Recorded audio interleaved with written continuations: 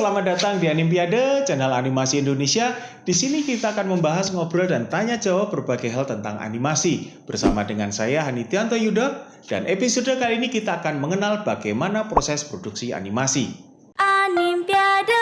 I want you to know my real name. It's Chihiro.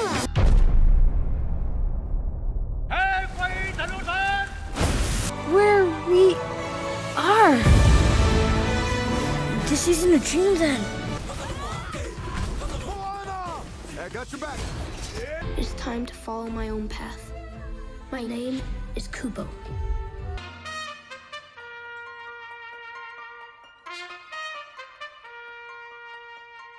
Proses produksi animasi dalam dunia animasi sering disebut sebagai pipeline, merupakan tahapan pembuatan animasi yang didasarkan pada beberapa hal, antara lain jenis kontennya, tekniknya, teknologi yang digunakan yang meliputi hardware, software, hingga pelaksana termasuk animatornya. Sebelum membahas proses produksi suatu animasi, saya akan mengulang hal-hal yang terkait dengan proses produksi suatu animasi, yaitu konten, teknik, teknologi, dan bisnisnya.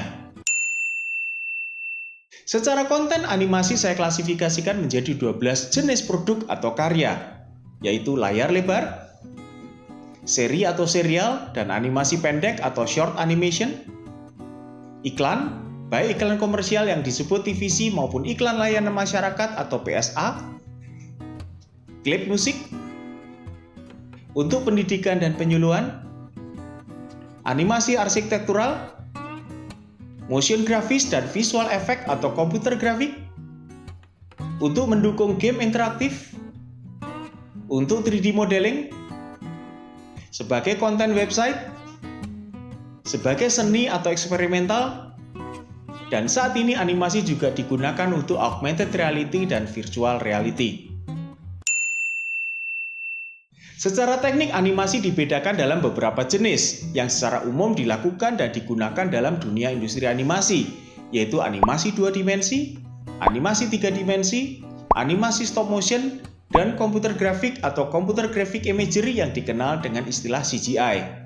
Dan semua teknik animasi tersebut saat ini sudah menggunakan teknologi digital. Hampir semuanya menggunakan komputer dalam pembuatannya atau dalam proses akhirnya. Secara teknologi, faktor hardware dan software juga sangat menentukan kapasitas dan kualitas animasi atau digital grafik yang dihasilkan, selain pelaksananya yang amat sangat menentukan dalam seluruh proses produksi animasi. Secara bisnis, animasi dibedakan menjadi dua, yaitu services atau jasa dan IP atau intellectual property, di mana suatu studio animasi bisa menjalankan satu atau dua jenis bisnis tersebut.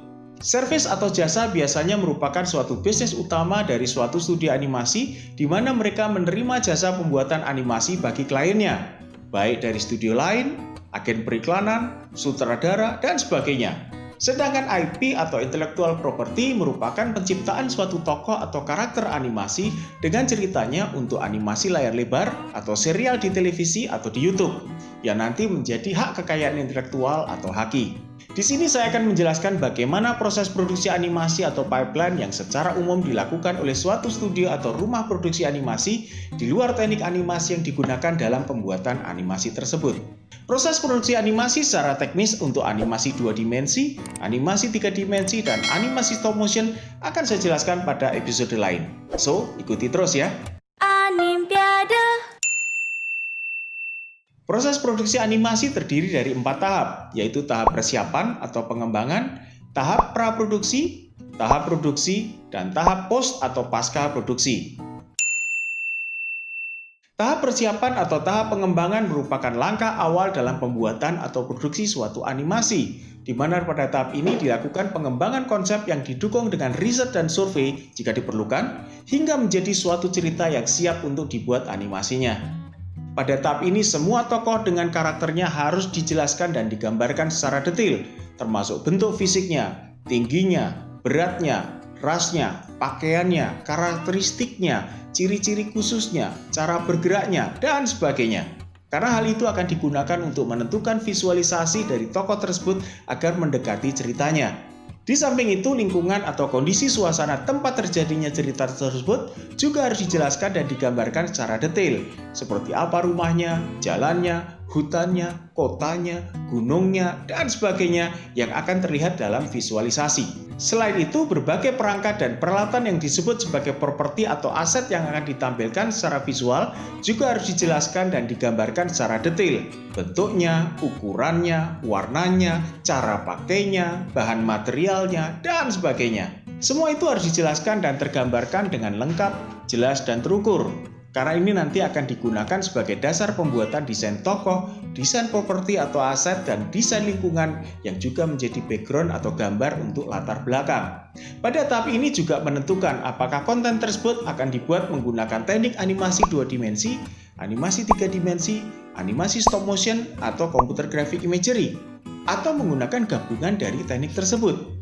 Hal ini diperlukan untuk menentukan hardware dan software apa yang akan digunakan, tim pelaksana yang mengerjakan, dan agenda atau jadwal kerja sesuai dengan tenggat waktu atau deadline yang ditetapkan. Setelah semua itu tadi selesai dibuat dan disusun, selanjutnya masuk pada tahap pre-production atau praproduksi. Pada tahap praproduksi, setelah cerita animasi ditetapkan, maka dibuatlah suatu skrip atau screenplay atau skenario, yaitu susunan atau urutan cerita secara teknis film yang disusun sesuai dengan keinginan produser, sutradara, atau klien. Skenario merupakan suatu naskah cerita yang menguraikan urutan beberapa adegan, tempat, waktu, keadaan, dan dialog atau narasi yang disusun sebagai acuan dalam proses produksi animasi. Pada skenario, terdapat beberapa istilah teknis sinematografi yang digunakan sebagai panduan dalam penentuan visualisasi yang dikehendaki. Suatu skenario terdiri dari beberapa scene, di mana masing-masing scene menjelaskan satu atau beberapa tokoh dengan dialog dan gerakan yang dilakukannya pada suatu tempat dan suatu waktu. Dalam waktu yang bersamaan, seorang artis atau seniman atau desainer membuat beberapa rancangan desain visual dari tokoh dan karakternya sesuai dengan kriteria yang terdapat dalam cerita dan tahap pengembangan. Selain membuat lingkungan atau kondisi suasana tempat terjadinya cerita tersebut dan berbagai peralatan dan perangkat yang disebut sebagai properti atau aset yang akan ditampilkan. Rancangan atau desain tokoh selain dibuat dalam beberapa versi juga dibuat dalam beberapa ekspresi dan gestur atau gerakan yang dapat menampilkan karakteristik dari tokoh tersebut, lengkap dengan busana dan perlengkapannya jika ada. Setelah skenario dan desain visualisasi disetujui oleh produser, sutradara, dan klien, maka berdasarkan skenario dan desain visual tersebut, storyboard artis atau ilustrator gambar panel akan membuat urutan beberapa gambar pada frame atau panel yang menampilkan rancangan visualisasi yang akan dibuat animasinya dan akan tampil di layar, di mana dari storyboard dapat memberikan acuan untuk staging atau layout atau tata letak, kamera angle atau blocking kamera, timing atau penentuan waktu durasi adegan, juga ekspresi dan posisi dari tokoh. Dalam waktu yang bersamaan juga dilakukan perekaman suara dialog atau narasi dan juga musik yang nantinya digunakan untuk mengisi suara dan ilustrasi musik pada animasi. Poco Loco! Hey kid, man, you were on fire tonight! Thanks! Hey, musician to musician, I need a favor. Boat! A boat! The gods have given me a... But no one knows how deep it goes. Hey! Well, anyway, let me say you're welcome.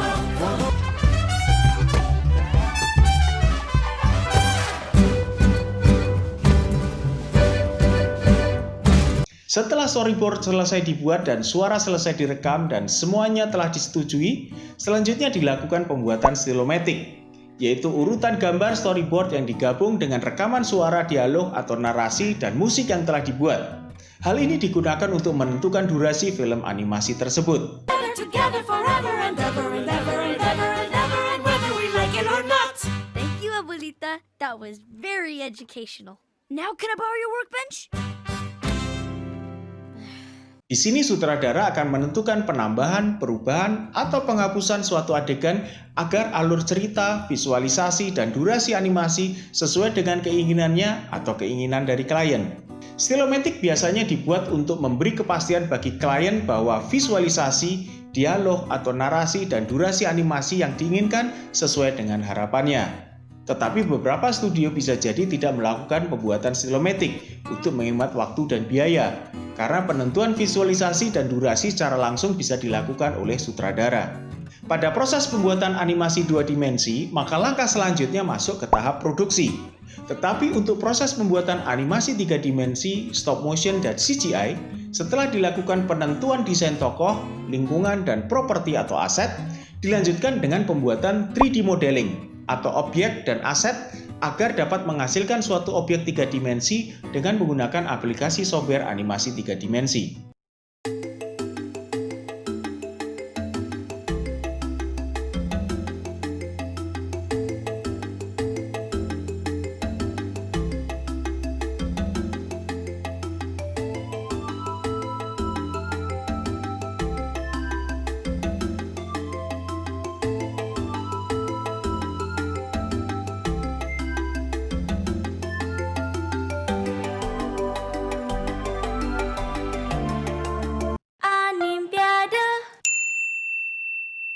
Pada saat masuk ke tahap produksi, semua storyboard, desain, dan objek atau model tokoh atau karakter, desain lingkungan, dan desain properti atau aset semuanya harus sudah fix, pasti dan tidak berubah dan diubah lagi.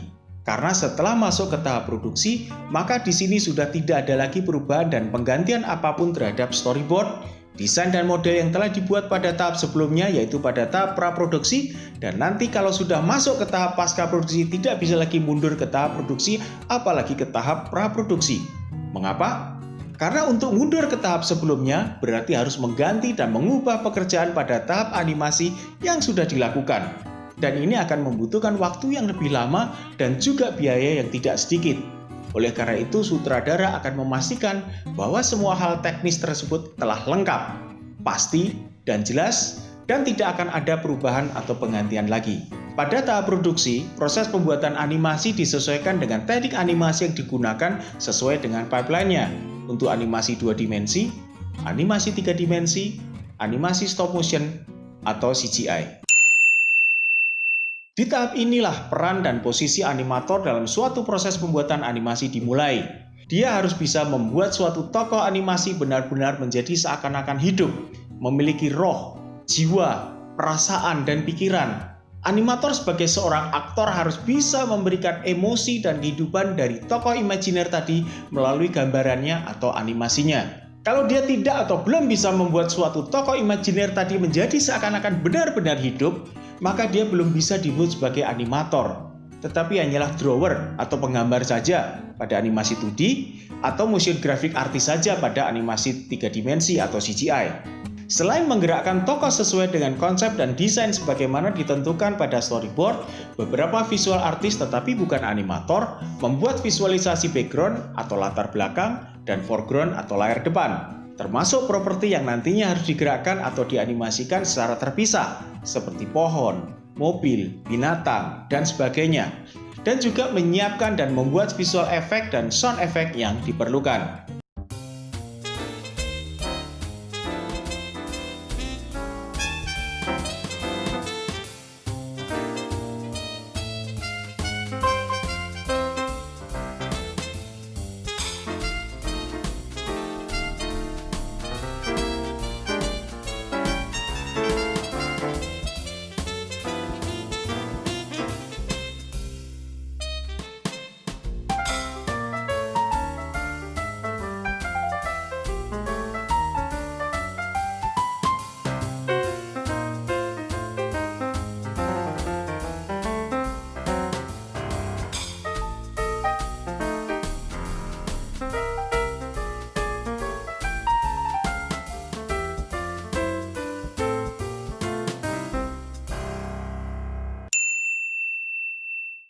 Untuk melakukan pemeriksaan dan penyesuaian antara hasil animasi dengan storyboard dan durasi yang diinginkan, dilakukan pembuatan animatic, yaitu satu preview atau tampilan gerakan hasil pembuatan atau gambar animasi secara per cut atau potongan suatu gerakan, per shot atau gabungan dari beberapa cut, atau per scene yang merupakan kompilasi atau gabungan dari beberapa shot. Hal ini digunakan untuk menguji durasi, blocking kamera atau kamera angle, dan kesesuaian visualisasi lainnya untuk disetujui oleh produser, sutradara, dan klien sebelum dilakukan rendering.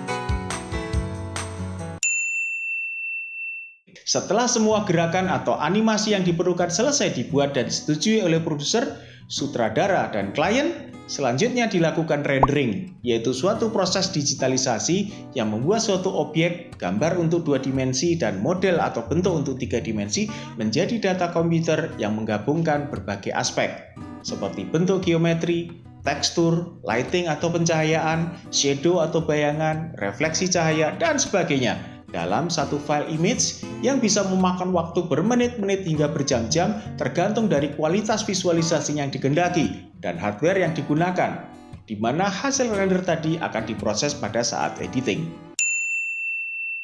Setelah dilakukan rendering, beberapa studio atau sutradara dan produser akan melakukan preview akhir dari hasil render untuk memeriksa dan mengevaluasi kualitas dan kelengkapan tampilan visualisasi animasi tersebut.